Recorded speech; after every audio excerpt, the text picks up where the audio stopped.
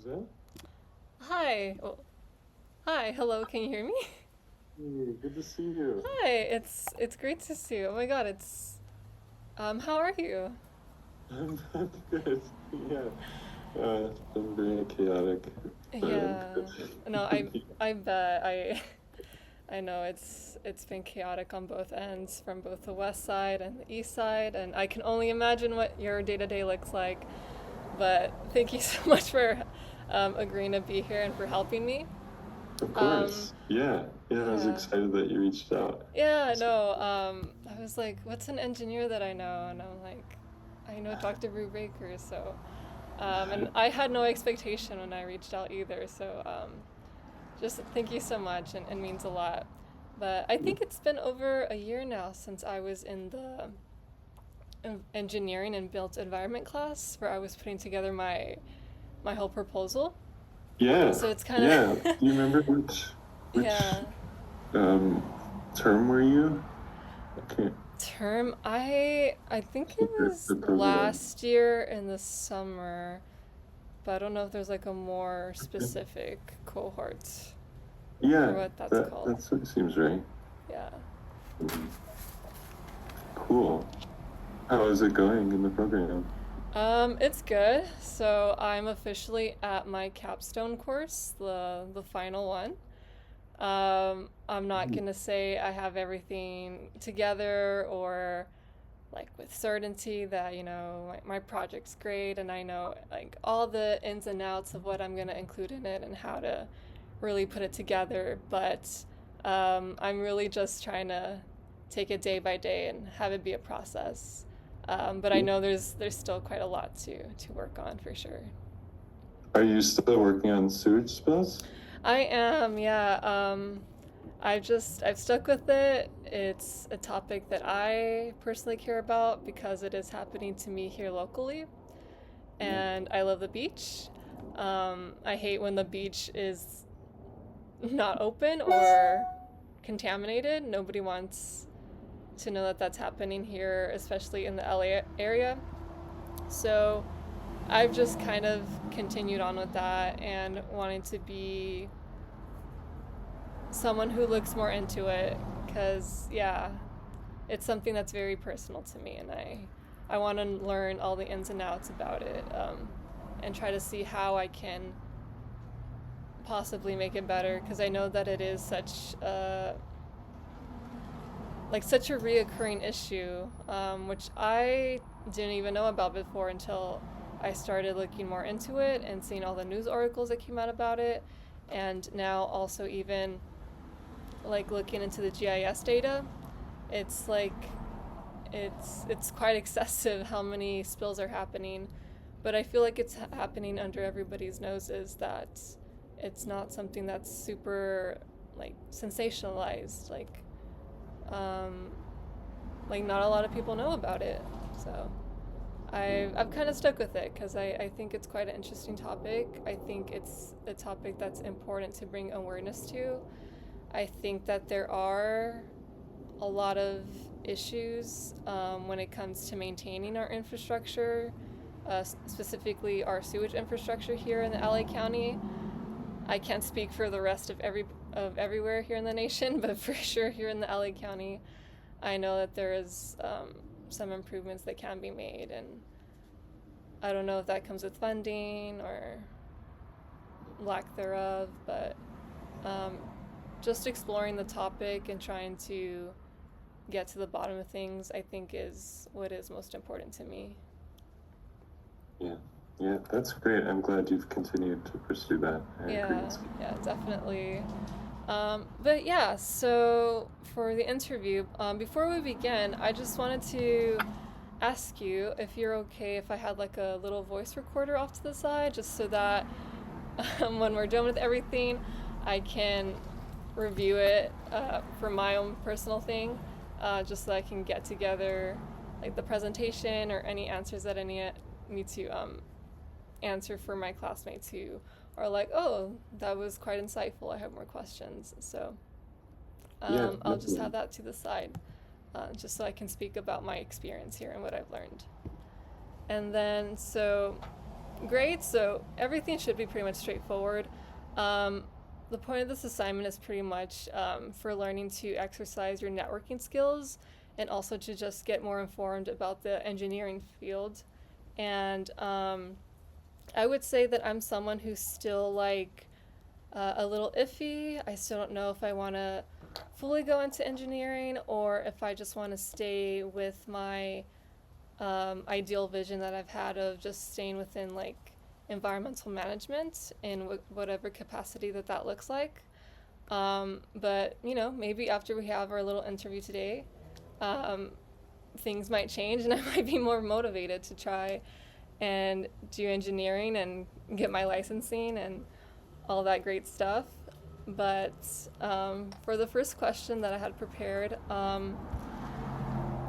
what inspired you to pursue a career in engineering in the first place?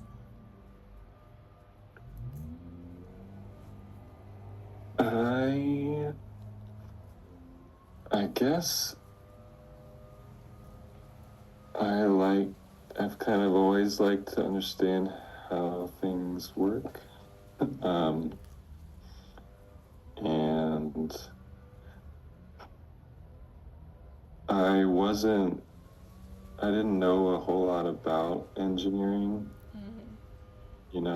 and uh, I went to um, I grew up in Ohio near Columbus, and so I went to Ohio State for college. It was, an hour away from where I grew up, and um, their engineering program was like a thing. It was like something that people talked about, and so I, and I didn't know what kind of engineering, so I chose mechanical because it was like the broadest one, Yeah, so and you're the specifically in the mechanical engineering specialty, correct? that's right. Yeah. Yeah, yeah, and that I wasn't sure actually was a good fit for me while I was an undergrad, in that I can't stand cars, and I never wanted to work at a factory, Yeah.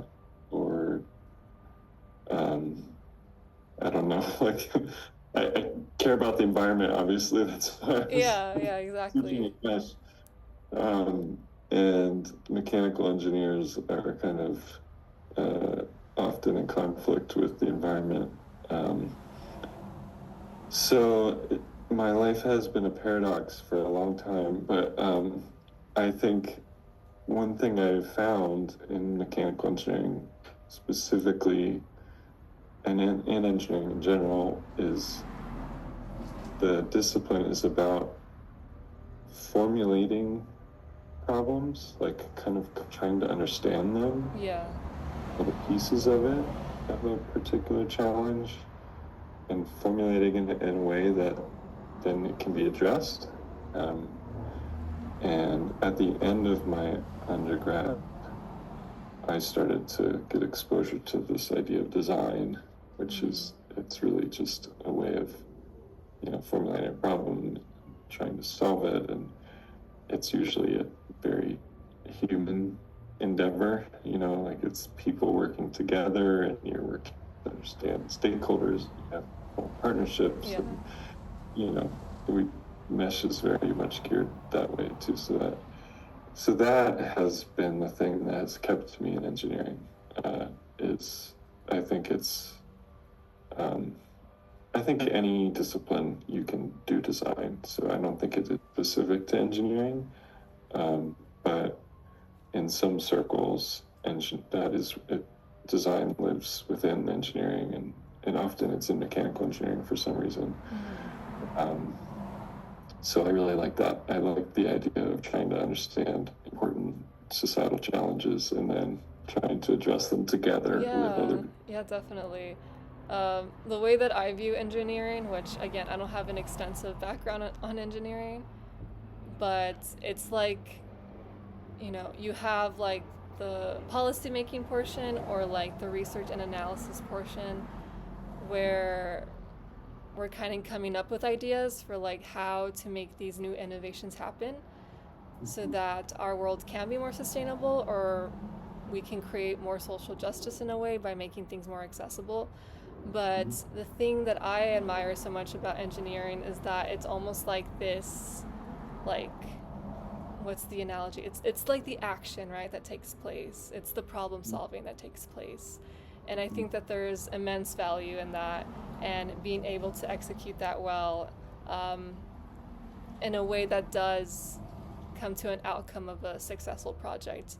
And you get to see it, and you get to see it in action, and you see how it's benefited throughout society. Yeah. So for sure, I do resonate with you in how you feel in wanting to be more focused on like environmental causes and integrating mechanical engineering into that. Um, for sure, for sure. And um, for the second question that I wanted to ask you, I know part of being an engineer is a long, extensive process.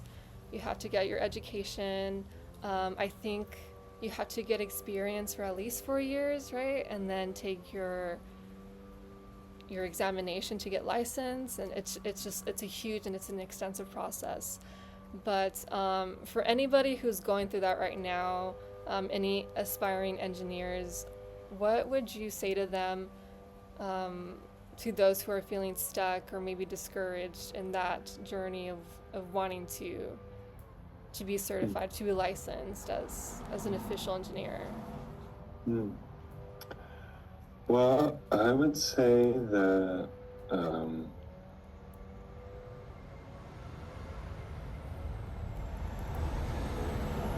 it's okay to like feel that way first of all, and that the there are many ways to be an engineer, and being like a licensed PE, like professional engineer, is just one subset of ways. If you're going into civil engineering or some circles of environmental engineering, it's pretty important and almost necessary. Um, but there are lots of engineers that aren't certified, Mm-hmm. including me. Uh, I think it's, if you're going to be signing off on public infrastructure, that's when you really need it. Yeah, Um, the the liability portion of it, right? That's where it comes in. yeah. I mean, there are plenty of engineers that design products and systems that people use that are not licensed. I think a large majority are that way. Like, Okay. I've helped design products that have gone out into the world, and like, it's just, I think maybe that's more kind of mechanical engineer or product design or even systems engineering. Mm-hmm. Uh, it's just the liability usually rests more in the company than the individual engineers.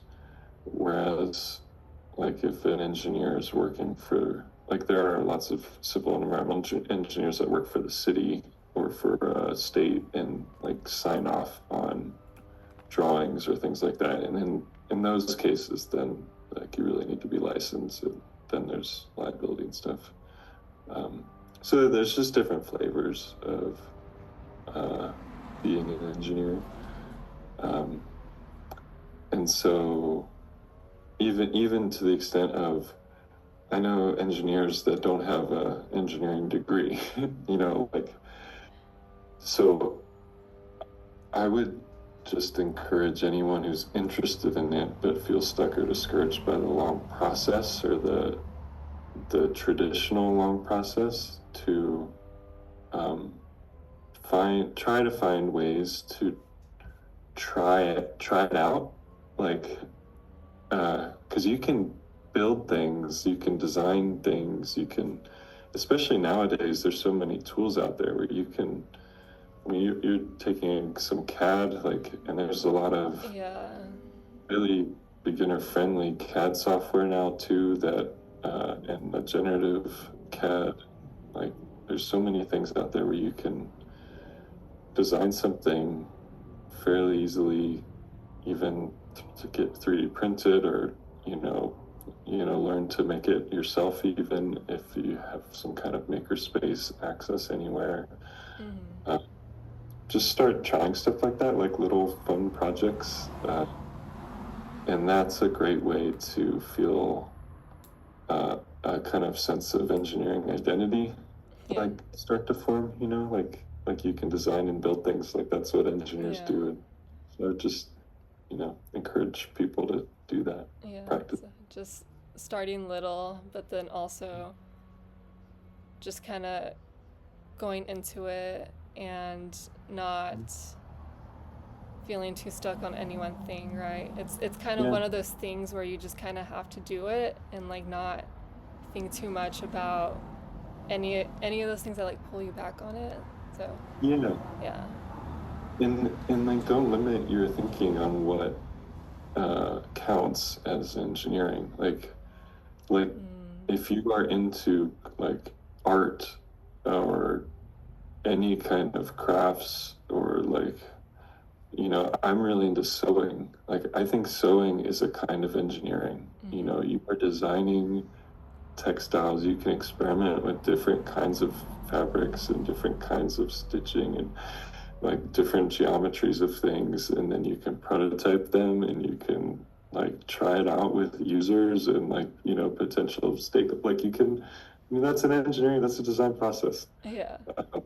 And you could even like model and run analyses and optimize stuff if you really wanted to, but like, any kind of design and manifesting, like realizing that design, I think counts. So you know Okay.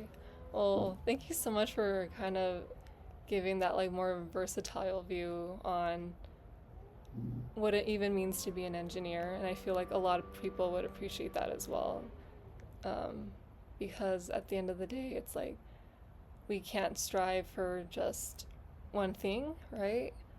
If it's not happening or whatever, just kind of leaning into the spaces and the projects that we feel more connected with, and knowing that we are still um, making a contribution. I think at the end of the day, that's really what should probably matter, is what I'm gathering. yeah, definitely. And Yeah. then just to kind of move along. Um, so, when we think of engineering, we think it comes with a lot of technical skills, right? And like knowledge. And, obviously education super, super important. Um, but as we're going through our journeys to becoming engineers, um, what would you say are any personal skills or qualities um, that have helped you in the engineering field, whether that be like patience or like as broadly as like discipline. But I was kind of interested to kind of gauge your mind on that. Mm. Yeah, these are great questions. um, I'm hesitating a little bit with some of these because there's like the qualities that I have. Um, like I think of things like empathy or humility or like uh, persistence, maybe. Like those are things that many engineers I know don't. Like it's not their first quality. I'm like on the top of their lists. Yeah. um, And everybody's different, right? yeah, for sure. It's just, um, and so I think there are qualities that are maybe less. Um, there's some kind of like seminal studies that talk about how engineering and the training of becoming an engineer leads to a culture of disengagement, like like to be quote technical, and have technical skills means we shouldn't care as much about the human things, and like talking about the soft stuff is then discouraged. And so Mm. the, and that exists, like that exists in the engineering field. But it's not everywhere, and there are lots of people who aren't that way, lots of engineers who aren't that way. But there still is a culture, and that's why, like I think people like Caroline Bailey and everybody in Mesh and many others are so important to they're actually changing that. Yeah. So that's all to say. I think that the skills or qualities that have helped me the most in the engineering field are also the ones that might be pushing me away from the engineering field. But like, I, yeah, I don't know. If I were to say like what actually helps me in the engineering field, it would be things like being curious Okay. and willing to try things and it not working, failing a lot, and being okay with that. And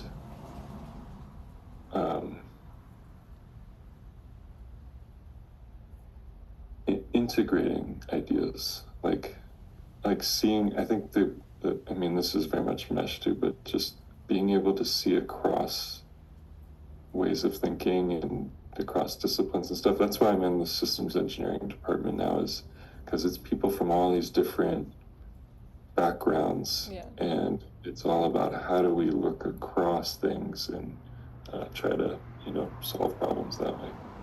Okay. Yeah, and I think the whole part of soft skills and empathy and humanness does resonate with a lot of people. And I think that's almost comforting too, in a sense. Because sometimes with engineering, we just think it's all like robotics and numbers. But thank you so much for that response. I feel like that was very heartfelt and also comforting. It's also comforting. Yeah. I feel like that really resonates with people. And so, another question. So, for somebody who is not very familiar with what it's like to be an engineer, I was hoping if you could kind of walk me through like what a typical workday looks like for an engineer in your specialty, or when you go into the office or wherever. Like, what is it? What does it look like exactly to be in that profession? Yeah. When I was first starting, I was what they called an R&D engineer, like a research and development engineer. And so I was building lots of prototypes. So I spent most of my time in a lab, like building things and tinkering and coming up with ideas and trying to try them out and then testing them and doing that over and over again and things failing a lot, but eventually sometimes working. Yeah. And sometimes that involved like some CAD work, or I did a lot of data acquisition stuff for the testing. So I would program these data acquisition systems in this thing called LabVIEW, and then collect data and analyze it. And so that,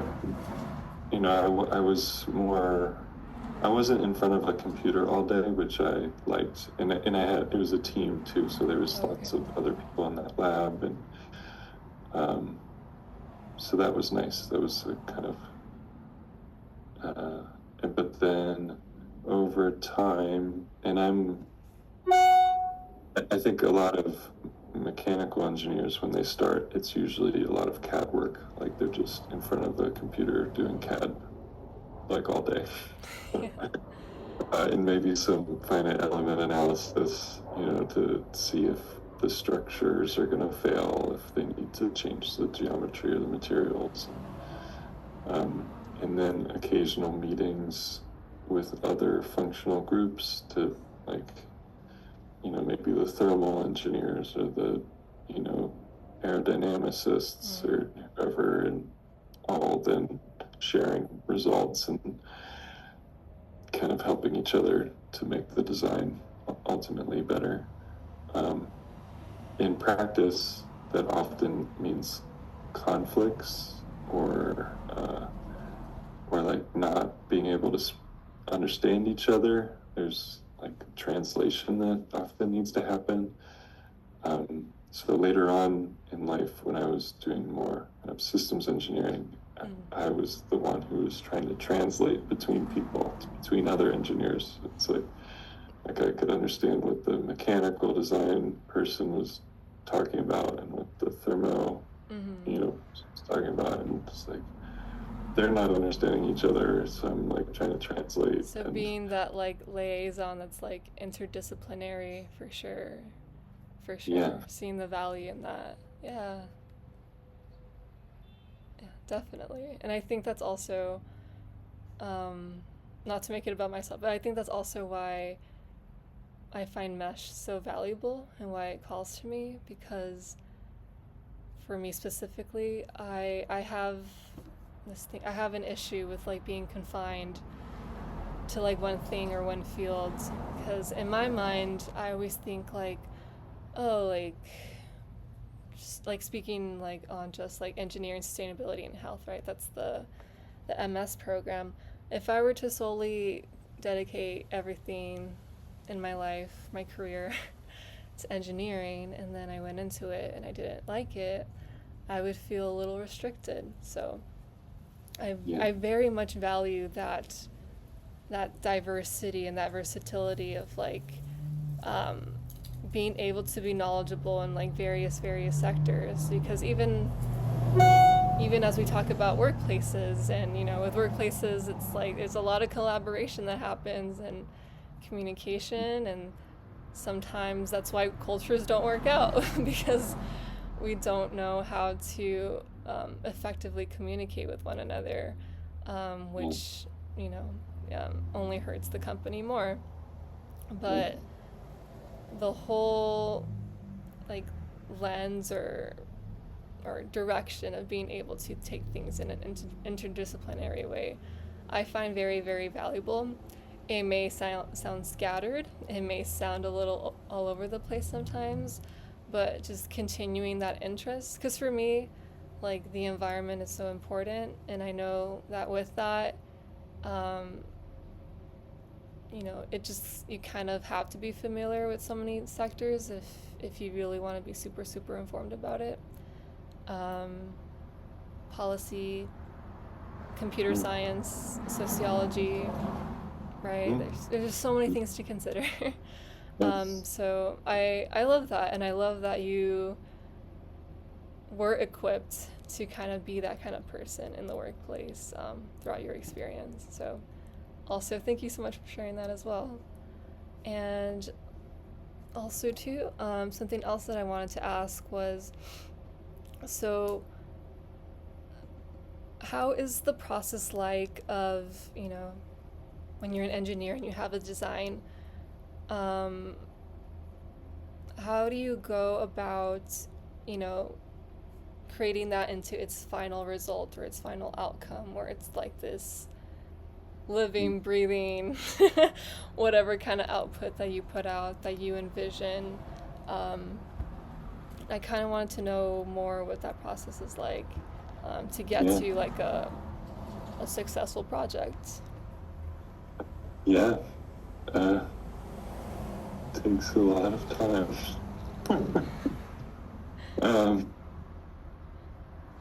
Yeah, I mean, there's whole classes on that question, but in general, it's, that's sort of the design process,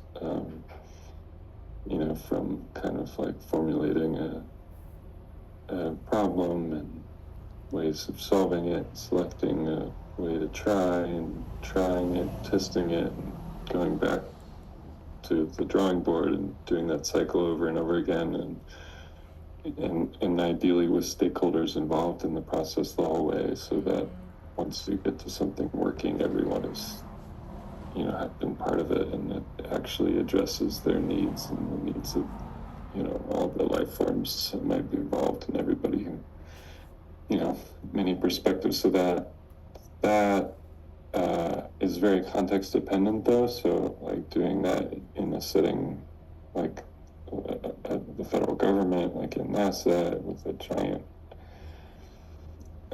system, like I worked on this healthcare access project that was highly regulated, and had its own challenges of like sorting through all that, and it was with a native community, and so we had to kind of move at the speed of trust, and that was really great, and it's led to some neat things, but it was hard, and we had to fight for lots of stuff. But then if you're like designing a new product, like, something that might get manufactured or something, then there's more sort of a standard process for things, like there's these standard kinds of prototypes along the way. Like you can make a works-like prototype that sort of functions, but doesn't look at all like it's like just a benchtop thing that just kind of works and proves like, oh, I can actually do this. And you could make a looks-like prototype that you could give to people. It doesn't actually work, but they could kind of hold it and feel it and see how it, might exist in their life and what the experience of it might be. Bringing it to life, right? So people can look at it. Exactly. And then you might make a bunch of those, and you could learn a lot that way of, what's resonating with people.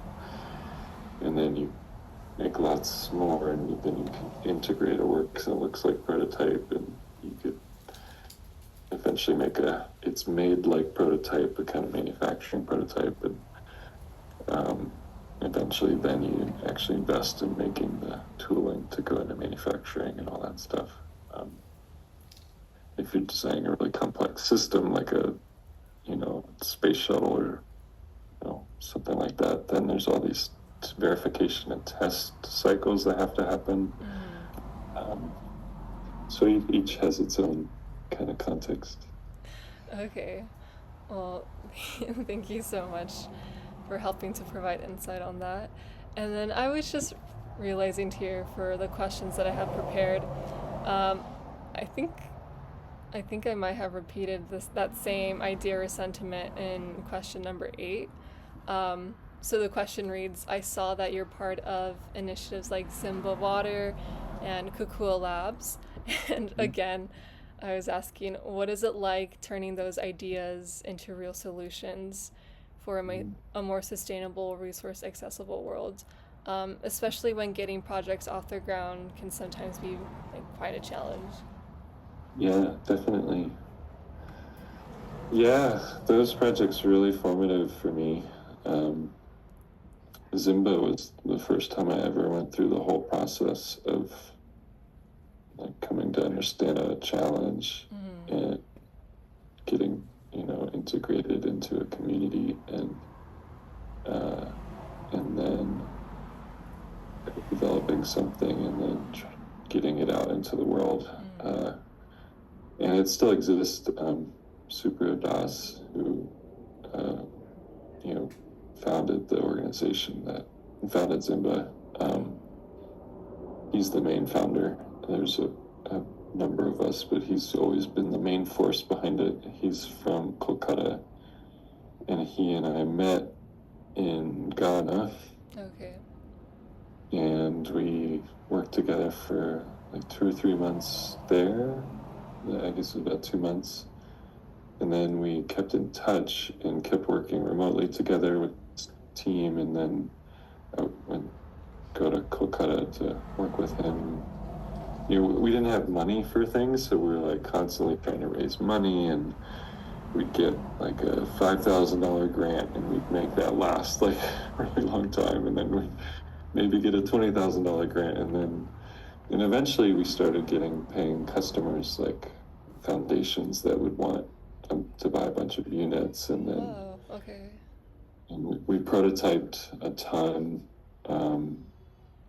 and once we had enough kind of paying customers, then we started actually going into manufacturing. But it was really small scale manufacturing, and in Kolkata you can do that. Like they have, and there's this process called injection molding. That's a really common manufacturing process that a lot of plastic parts are made that way, and typically it requires a large upfront expense of a mold. It's usually a metal Mm. mold that it like opens and closes, and you squeeze it together and shoot plastic into it, and then it cools and you open it up and it sort of ejects the part out. But then these machines do it like constantly, and it's just like part like all they use, and then they all end up in the waste stream. And so that's Oh. the challenge, the paradox of, again, engineering in the environment. And so we thankfully weren't like, we've never been in this kind of large scale production. In Kolkata, you can, instead of working with these giant machines and these large expensive tools, the molds, you can get these really cheap ones. And instead of having these really automated machines, there's still manual injection molding machines that, so I worked in that world for a little bit, and that's how we got that out. Yeah, and I think that's awesome. Um, I don't know, when I hear about projects like that and that they actually come to life and you see people use it and you just see the way that it benefits people. I also was reading a little bit into Kakua Labs and like how like chicken incubators is making a real difference for houses with low income and raising their income levels. It's Yeah. just like I don't know, it's incredible. And for somebody who is like still in my program and in my capstone, sorry, there's a noise, in my capstone, um, I love hearing stories like that, and because there are times where I'm like, how do I make a change, or how do I make my ideas happen? But Yeah. it's nice to hear when it actually does, and you Yeah. see people like getting like a better quality of life out of it. So um, thank you so much for that, and also just for being a part of those kind of projects, because we need more innovations like that, and we need more people definitely behind being able to make those innovations happen. Thank And you. yeah, of course. And let's see, I also wanted to ask, so kind of in line with everything, but your work often focuses on helping others, whether it's providing resources to communities or guiding students towards their goals. Um, are there any moments in your career that you feel that you're especially proud of when you look back on everything? Mm, yeah, that's such a nice question. Yeah. Uh, I definitely the the ones that come to mind the first are when I see people, um, you know, close colleagues or former students or people just uh, like just shining. Um, we had it's this healthcare project I mentioned, about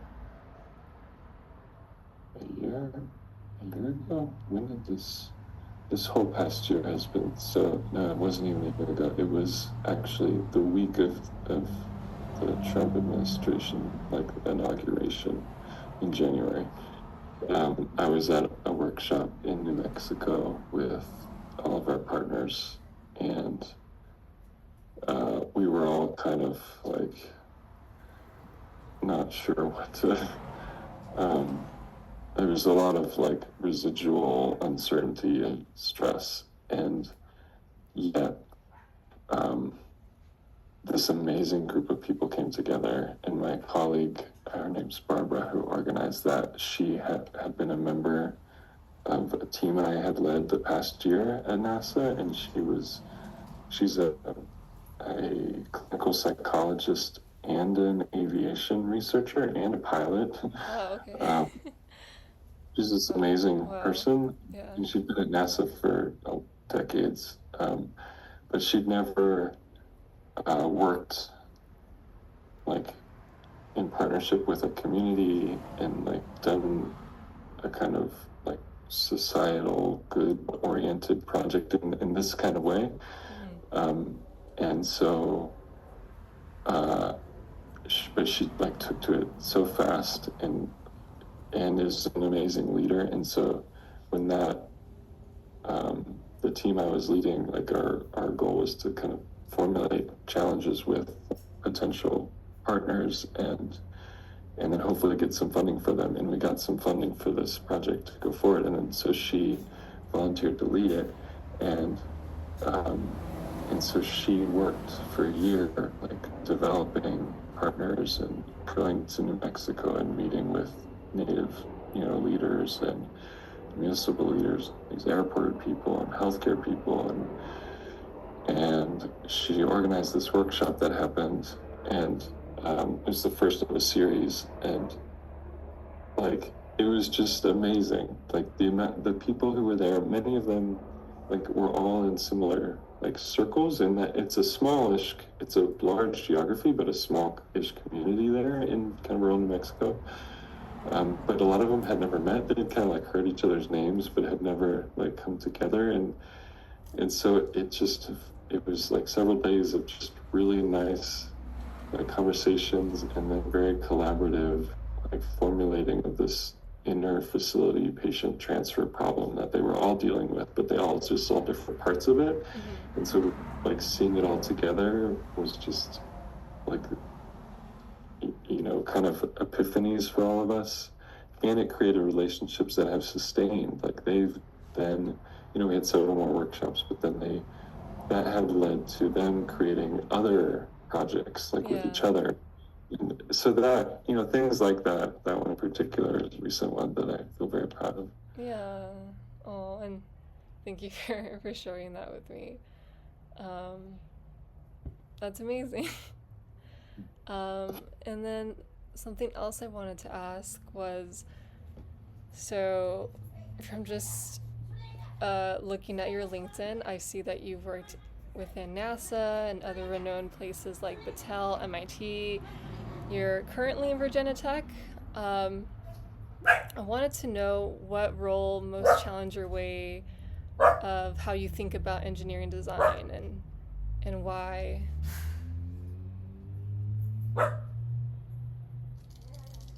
Um,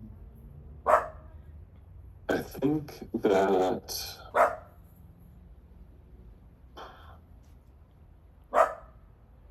they've all done that in different ways. I think probably my PhD was the experience that most changed and challenged how I think about engineering design.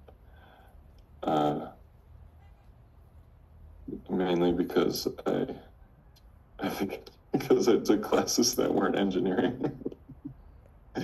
Like I took a lot of sociology and various other things. And that's actually when I first met Caroline. Okay. I started to the engineering, social justice, and peace conferences during that time. And so I learned that the things I had been taught about engineering and had been exposed to it in most, like at Battelle and then later on at NASA, like those are all forms of engineering, but engineering can be much broader, and we can think about our responsibilities as engineers in so many other, ways, many of which are covered in MESH. And yeah, there's just so many ways of thinking and being as an engineer. So that I hadn't been taught in engineering. Yeah, I bet it's a continuous learning process. I think as we go through life, even when we have our degrees, even when we hit our certain milestones, it's like everything continues to advance and everything continues to change. And it's being willing to stay updated and to stay knowledgeable and open minded to all these like crazy, dynamic, shifting ways that our world is, right? And with engineering, Yeah, especially, right? It's you definitely. have to very much be on top of it to be able to continue to innovate, to continue to design and continue advancing our society, right? So yeah, most Yeah, and in definitely. a way where we actually want it to go. Um, Yeah, exactly. For like, for the for the betterment, right? yeah, yeah, not just do things because we can. Yeah. Um, yeah, yeah. I would add, I think people who come to engineering who have many other perspectives and like other disciplinary experience, I think do have special powers that tends to lend them to be good leaders in engineering. Um, and so that did happen to me, and it was especially true at NASA, Mm-hmm. uh, where I was like continually thrust into new like leadership sort of positions that I don't know. I did not feel trained like for, or like, I felt like I was always trying to catch up on how to be a leader. Yeah. And that was very challenging. And it did also change my way of thinking about engineering design as like it's not just about the design and engineering work, it's about creating an environment where engineering and design can happen with all kinds of people. Um, so I think that's a thing too, just including leadership as part of engineering. Yeah, and fostering a type of leadership that really helps to hold your team together, I'm sure is Yes, quite important. Yeah, yes, exactly. yeah. But awesome.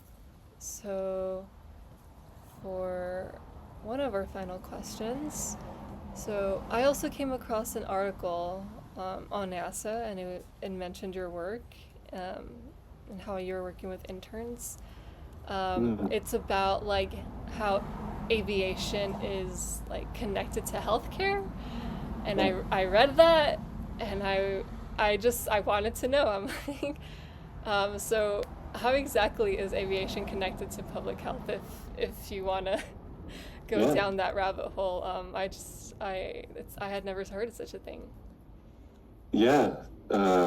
That article was chronicling the interns who I think all of them were involved in the team that Barbara, the person I mentioned, was also on. That was my first team at NASA, Mm-hmm. and um, we were exploring the intersections of aviation and access to healthcare in in the U.S.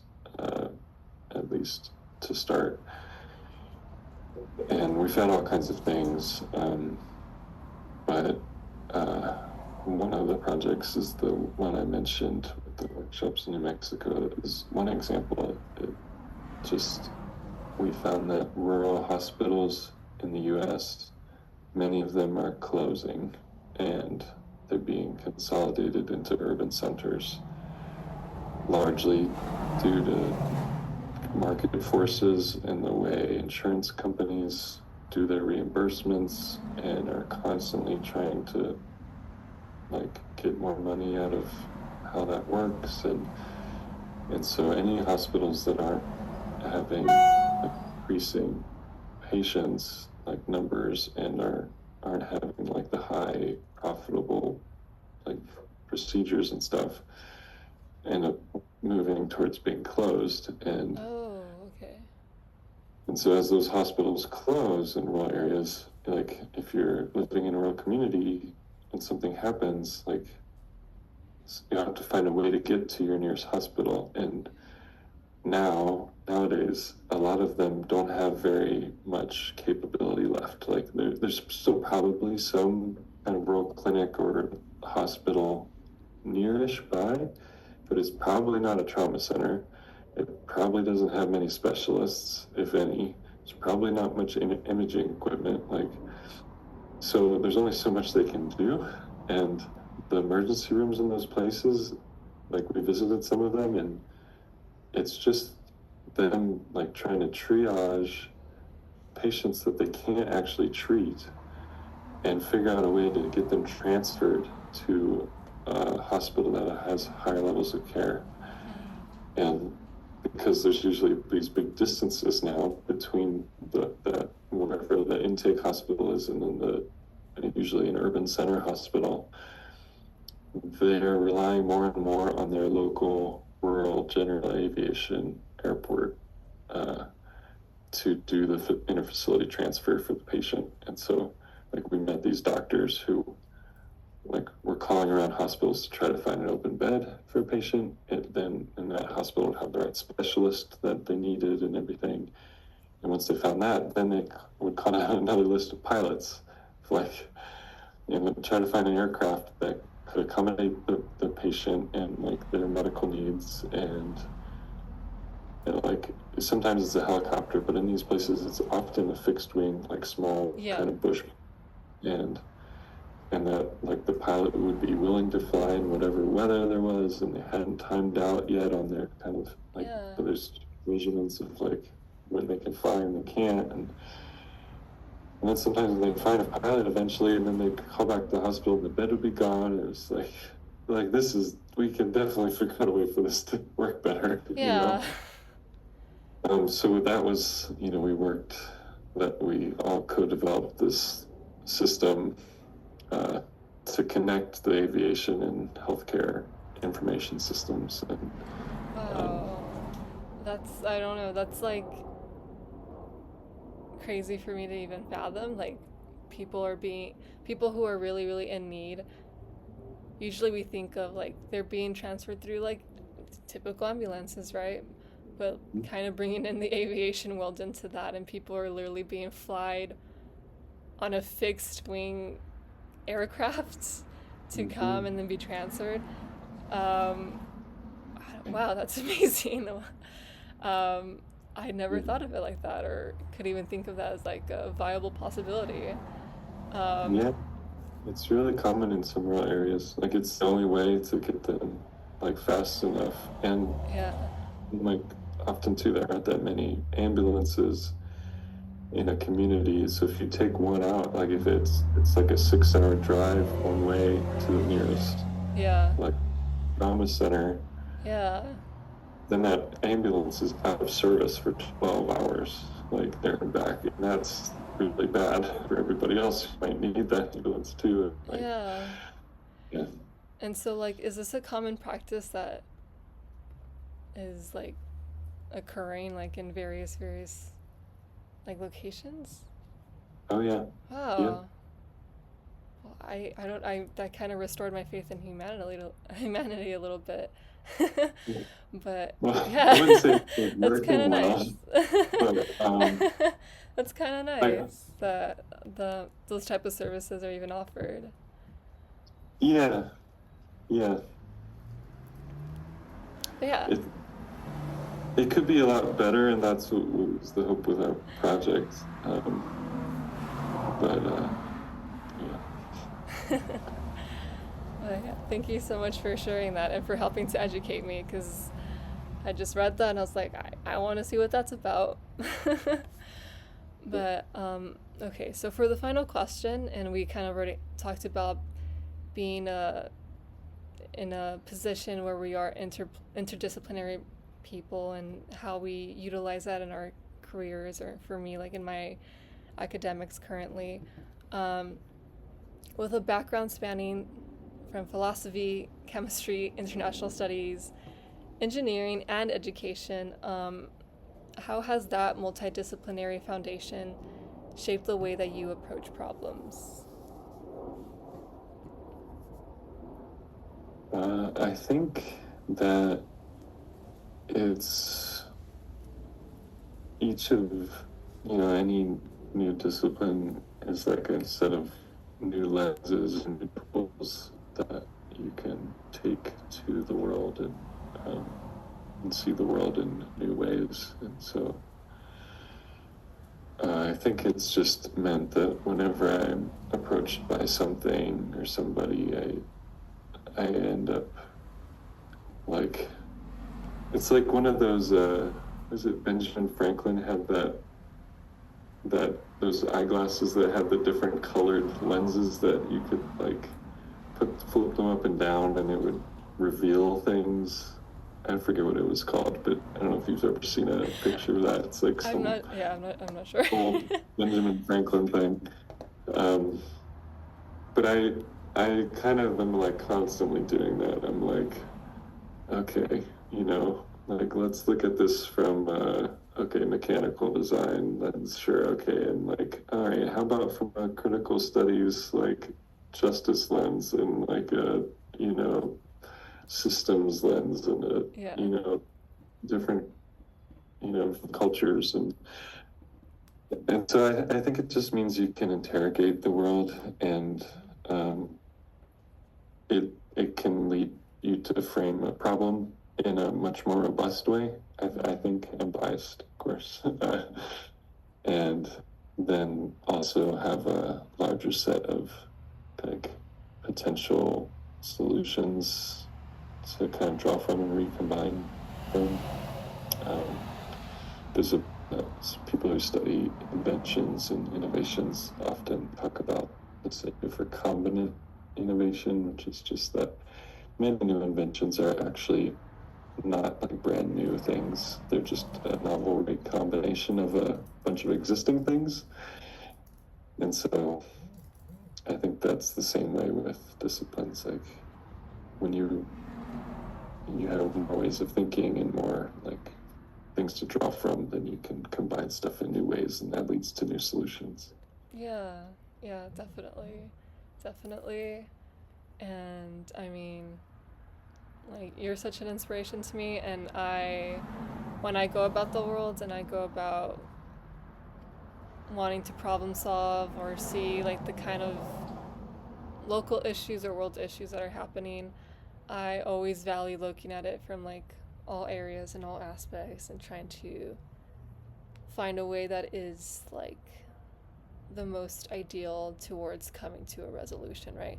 Like, for example, I think in the current MASH program, we talk about like a just transition, right? Sometimes we want to create changes that we imagine are for the betterment of society or for people, but sometimes we don't know the implications that comes with like shutting down certain like polluting like occupations, right? Because we want to stop the pollution, or we want to like stop like the certain working conditions that are happening there that maybe are not catered to the people's well-being. But then we have to consider, okay, where are all these workers going to go, and how are we going to compensate for them and continue on their quality of life? So I I love like kind of going into like this little like rabbit hole and considering all the branches of everything of like if you act on one thing, what's the cascading event that comes after that? And Yes. I very, very much value like being able to hone in on various perspectives and fields and to have that consideration, right? Because sometimes, like I like to think that people want to do things for good or for good intention. But it's just always also important to be aware of how our actions or how our projects affect the world in a collective way and not just like, oh, it's helping the environment, but we also have to, keep in mind like the people or just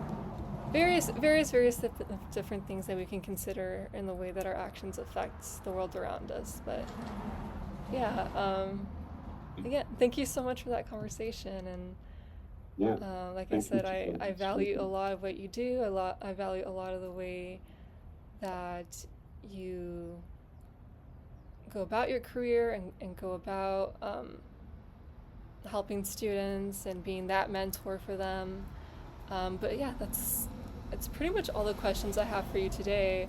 Um, is there anything else that you would like to maybe add, or maybe any advice that you would want to leave off on before I just let you go? Um, I just thank you for this. I'm really glad to catch back up with you and Yeah. to hear what you're up No, to. it's really And nice. yeah, I'm excited for uh, I, I think the way I admire the way you're thinking about and kind of approaching your exploration of where your career and just interests might take you. And um, if I have any advice, it would be just to don't put too much pressure on yourself and give yourself grace uh, to allow that discovery and exploration process to unfold, and you never know where it's going to lead you. Awesome. Well, thank you so much. It's very sweet. Um, but that, I'm gonna go ahead and wish you well. And again, thank you so much for your time. I know we had to do like a little switch in schedule, but we made it happen. But it was really great seeing you here today and having Yeah. this conversation. We can't answer the door right now. You too, You'd Giselle. like to leave a message. That's a Bye nice bye. weekend. Bye.